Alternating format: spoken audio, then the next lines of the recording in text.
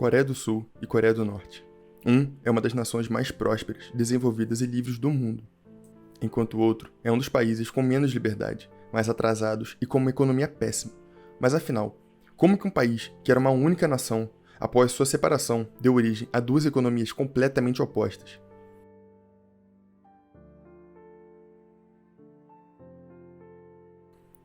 Para entender como a Coreia do Sul e Coreia do Norte se tornaram o que são hoje, precisamos voltar alguns anos na história, mais precisamente no início do século XX, no ano de 1904, quando ocorreu a Guerra Russo-Japonesa.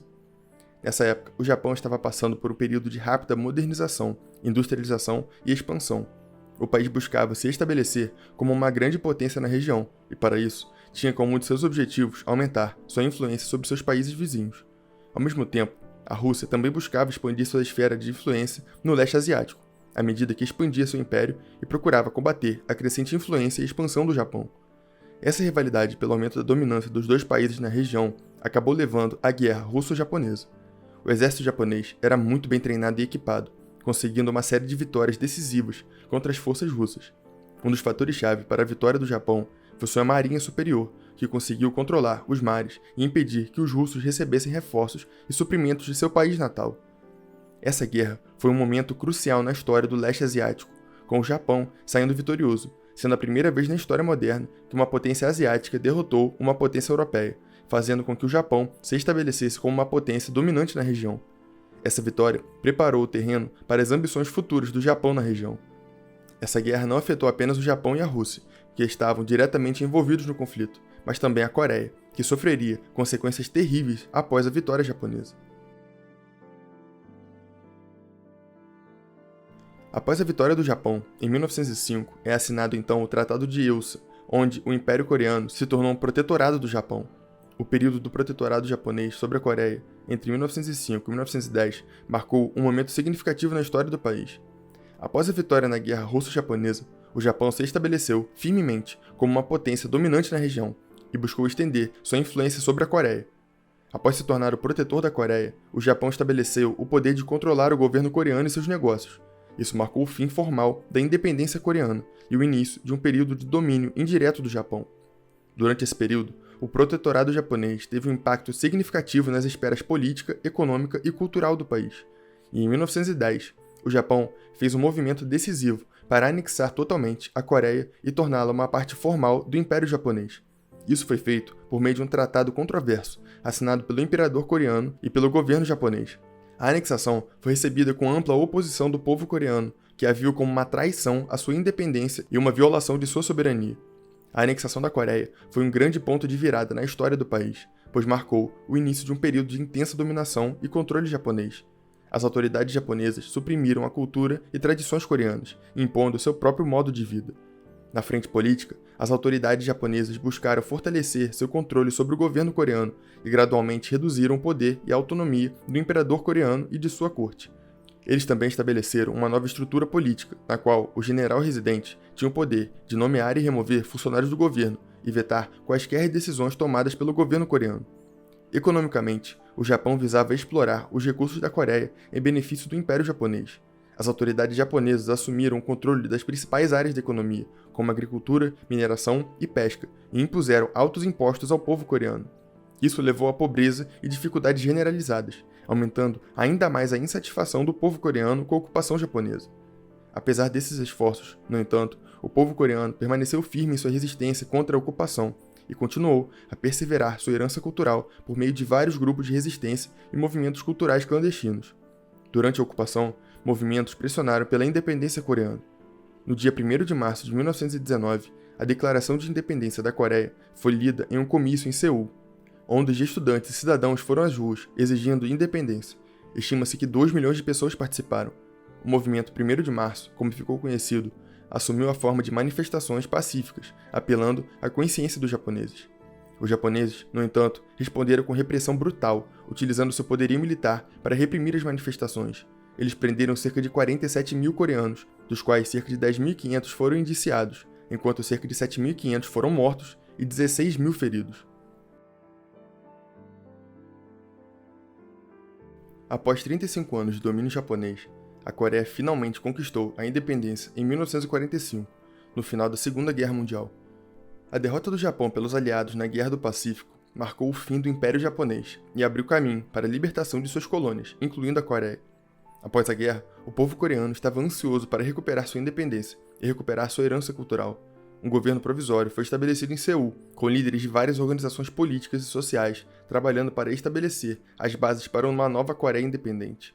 No entanto, a Coreia se viu no meio da maior luta da Guerra Fria entre os Estados Unidos e a União Soviética.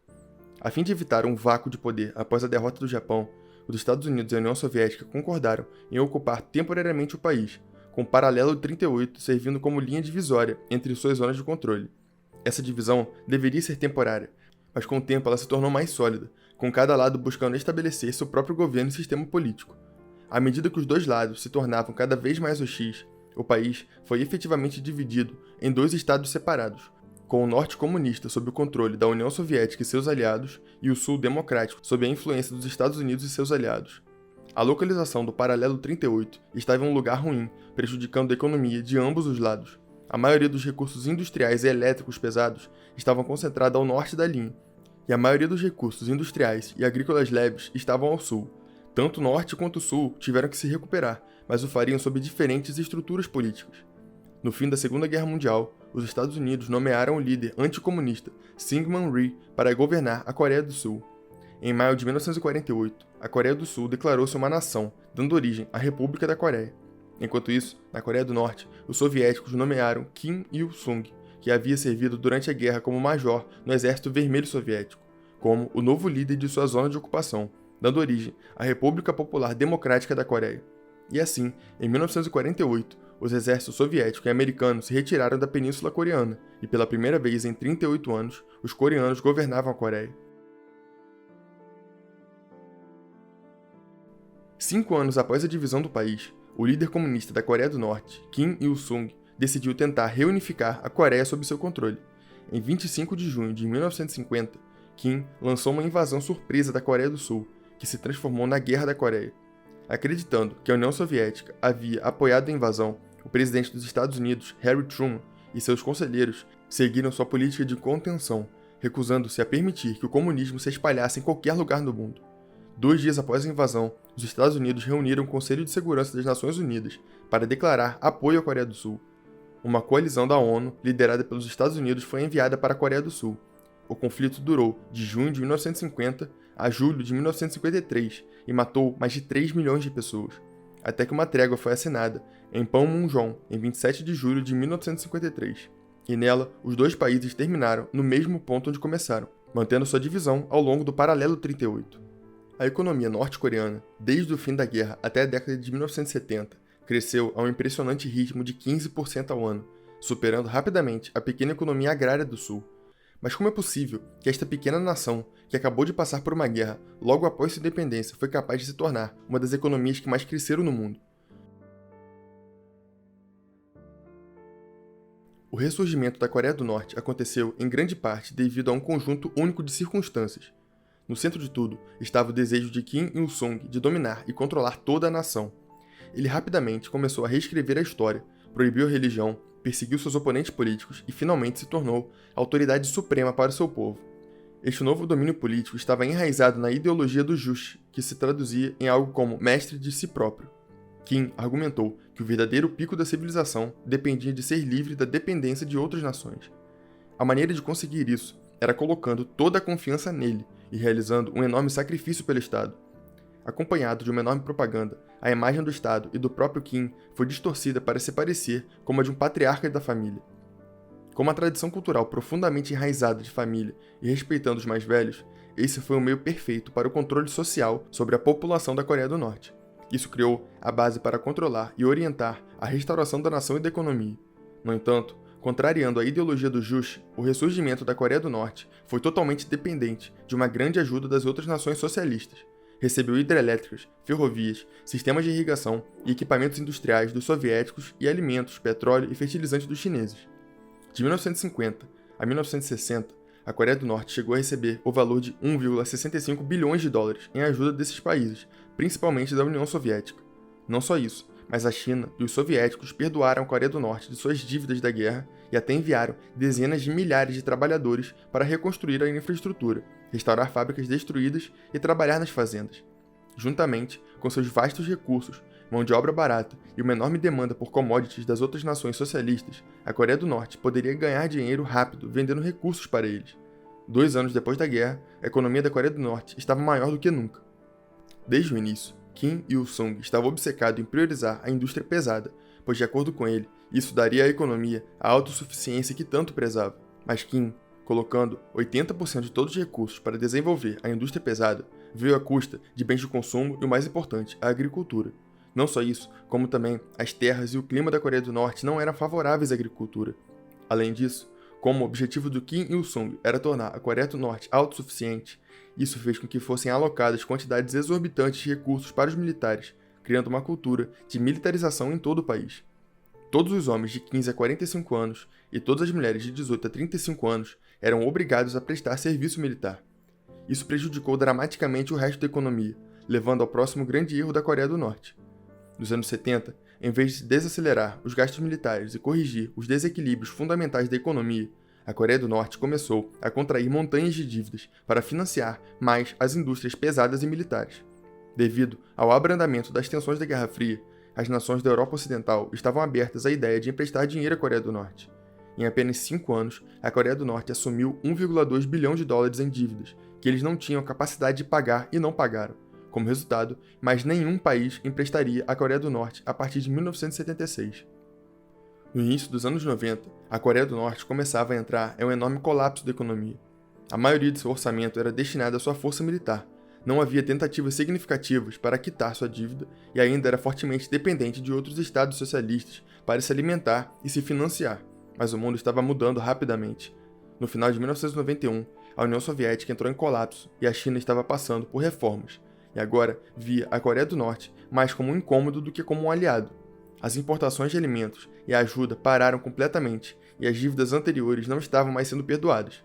Além disso, a Rússia não estava mais disposta a fornecer petróleo à Coreia do Norte a taxas preferenciais, e o seu fornecimento passou de 3,5 milhões de toneladas por ano para apenas 45 mil. Isso teria um efeito cascata desastroso em toda a economia.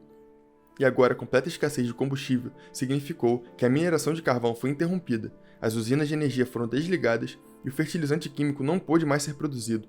O transporte foi interrompido, a geração de eletricidade parou completamente e a indústria não conseguiu funcionar. Em apenas 3 anos, toda a economia teve uma queda de 50%. Após o fim da Guerra da Coreia e com a divisão entre Norte e Sul, a República da Coreia, ou Coreia do Sul, manteve um relacionamento estreito e contínuo com os Estados Unidos, que incluía apoio militar, econômico e político. Diferentemente da Coreia do Norte, que teve um enorme crescimento econômico logo após a guerra, devido à ajuda da China e União Soviética, o desenvolvimento econômico da Coreia do Sul nos primeiros 8 anos após a guerra foi prejudicado por instabilidade política e corrupção generalizada. Syngman Rhee, o primeiro presidente que serviu desde 1948, governou de maneira autoritária e foi incapaz de fornecer a liderança efetiva que a Coreia do Sul precisava para criar um sistema político estável e sair da pobreza. Seu partido liberal não tinha nenhuma ideologia real além de se perpetuar no poder e usar sua administração para promover pessoalmente as fortunas políticas e econômicas de seus aliados. Em 1960, Syngman Rhee vencia a eleição pelo seu 4º mandato. No entanto, devido a acusações de que a eleição havia sido fraudulenta, ocorreram grandes manifestações de estudantes e trabalhadores que ficou conhecida como a Revolução de Abril. Após tanta pressão, Rhee renunciou e fugiu para o exílio no Havaí. Em 15 de junho de 1960, foi elaborada uma nova Constituição, que criou uma forma de governo de gabinete parlamentar, que colocou a autoridade nas mãos do primeiro-ministro Chang Myon. Mas a nova administração da Segunda República, como foi chamada, não foi mais bem sucedida em fornecer uma governança eficaz do que o regime de Rhee. Seu breve ano de governo foi atormentado por uma série de greves, enquanto líderes trabalhistas, professores, estudantes e outros pediam a remoção de todos os membros do antigo regime e a promulgação de leis abordando suas queixas por melhores condições de trabalho e mais liberdade. Até então, a Coreia do Sul tinha uma economia agrária subdesenvolvida, que dependia fortemente da ajuda externa, principalmente dos Estados Unidos. Em 16 de maio de 1961, os militares tomaram poder por meio de um golpe de Estado cuidadosamente planejado, dando início a uma nova fase da política coreana. A junta militar, liderada pelo general Park Chung-hee, assumiu o poder, dissolveu a Assembleia Nacional e impôs uma proibição estrita na atividade política. A liderança militar que surgiu nesse período e liderou o país por um quarto de século pode ter sido autocrática e às vezes repressiva, mas seu compromisso pragmático e flexível com o desenvolvimento econômico resultou no que ficou conhecido como o Milagre do Rio Han. Park sabia que não poderia ficar dependente da ajuda dos Estados Unidos para sempre, então utilizou o dinheiro que recebia para fazer mudanças estruturais no país, com o objetivo de modernizá-lo. Nesse período, o primeiro Plano Nacional foi implementado e baseava-se na melhoria da agricultura, mineração, produção de eletricidade, desenvolvimento de fertilizantes químicos, indústria petrolífera, siderurgia e construção de estradas e portos. Não só isso, como também focou bastante no capital humano. O governo começou a se concentrar na reconstrução do seu sistema educacional e também no treinamento vocacional, com o único objetivo de aumentar o emprego, o que teria o duplo benefício de melhora na economia através do aumento da produtividade do país e também do poder de compra da população. Com esse plano, resultando no crescimento contínuo da economia sul-coreana, o governo passou agora para seu próximo objetivo, para melhorar a economia do país. Este objetivo consistia em sustentar o progresso das empresas envolvidas no crescimento do país. O governo começou a apoiar chaebols, que se refere às empresas familiares que são repassadas e administradas dentro da família. No final dos anos 70, o governo percebeu a alta taxa de crescimento dessas empresas e garantiu o apoio a fornecer um fluxo de caixa, estimulando essas empresas a se concentrarem no crescimento, no aumento da produtividade e na exportação. Hoje, essas dinastias familiares tornaram-se megacorporações, dirigidas principalmente pela Samsung, LG e Hyundai. Essas três empresas sozinhas são responsáveis por 2/3 de toda a economia coreana. Atualmente, a Coreia do Sul tem a 12ª maior economia do mundo, com um PIB de aproximadamente 1,6 trilhões de dólares, sendo um dos maiores exportadores de semicondutores e de automóveis do mundo. Enquanto isso, a Coreia do Norte está na posição de número 89, com um PIB de 43 bilhões de dólares, sendo sua economia extremamente dependente da ajuda da China, principalmente pelo medo do colapso do governo norte-coreano, o que poderia fazer com que milhões de refugiados norte-coreanos invadissem a China, ou que as armas nucleares em posse da Coreia do Norte caíssem nas mãos erradas.